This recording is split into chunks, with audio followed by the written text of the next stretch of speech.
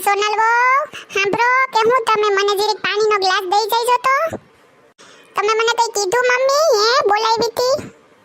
હા સોનલ વો હું એમ કહેતી હતી કે મારે પાણી પીવું તે એક ગ્લાસ પાણી ભરીને આપજો તો એ હા મમ્મી લઈ આવું હો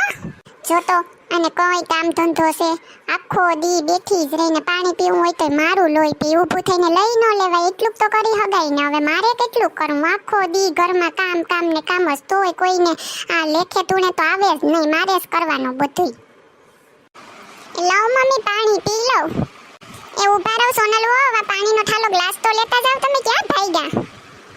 એ સોનલ વો એમાં પાણીનો ગ્લાસ લેવાનું કીધું તે એમાં મોં સેવાનું સડાવ્યું તમે તે મમ્મી સેને પાણી પીધું હોય ને તો ખાલી ગ્લાસ મૂકવાની એટલી તો તાકાત હોય ને આપણામાં રસોડામાં મૂકી જવાય આવીને ખાઈને જો તો શરીર વધાર્યું તે કેવું થઈ ગયું પછી બીમાર થાવ તો ઈએ ખર્ચાવો મારે હું કીધું તમે પાછું કહો તો સોનલ વહુ હું કીધું એ મમ્મી સેને હાસુ તો કીધું એમાં મેં કઈ ખોટું કીધું હોય તો તમે જ કહો હાસુ જ કીધું મેં ઓલી શિલ્પા છે એની હાહુ તો કેવા ડાયા બધુંય ઘરનું કામ કરવા લાગે બહાર ફરવા ગઈ હોય તો આવે તો જમવાનું તૈયાર રાખે ને કપડાં ધોવા લાગે વાસણ કરવા લાગે આખું કામ કરવા લાગે ને કંઈ ન કે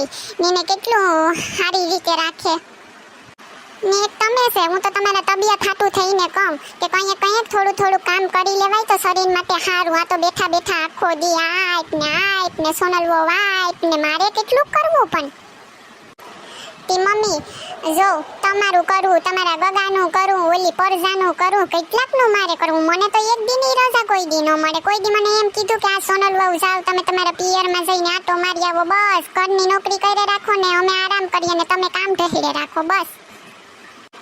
સોનલ વહુ ખાલી એક ગ્લાસ પાણી માંગ્યું તું એમાં તમે બખેડો તો જો કર્યો તે એટલો બખેડો કરવાનો હોય કઈ તી કરે જ ને મમ્મી હું એ શું કરું તમારા ઉપાડા જોઈને જોવની તમને કઈ ન થાય મમ્મી તમે તો સત્સંગમાં ગયા હોય ને તો ન્યાય માળા ફરે હાથમાં મન ફરે ઘરમાં માળા મડખા શું કરે જઈએ મન ફરે ઘરમાં